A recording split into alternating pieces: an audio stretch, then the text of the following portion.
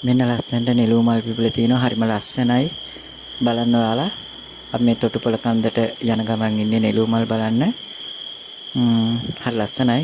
එන්න අපිත් එක්ක යමු තොටුපොළ කන්දට කට්ටියම.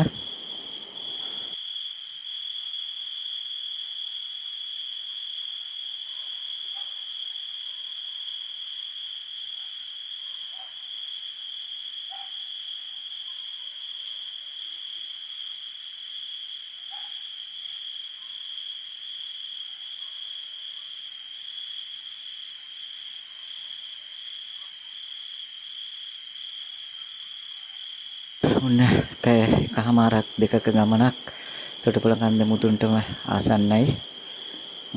තව චුට්ට දුරකින් අපිට තොටුපොළ කන්ද මුදුන්ටම යන්න පුළුවන්. බලන්න ලස්සන. මෙන්න මෙතන තමයි තොටුපොළ කන්දේ මුදුනම මුත්සම තැන. මෙතන හොටෙන් තැන්නේ තියෙන උසම කන්දක් තොටුපොළ කන්ද.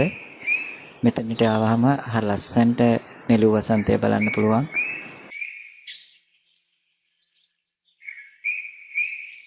දෙයියනේ අයියෝ මේ කුළුණක් බලන්නේ අපි ආපෙන් ඉඳලා ඉන්නේ මල්ලා යාපනේ කොහෙද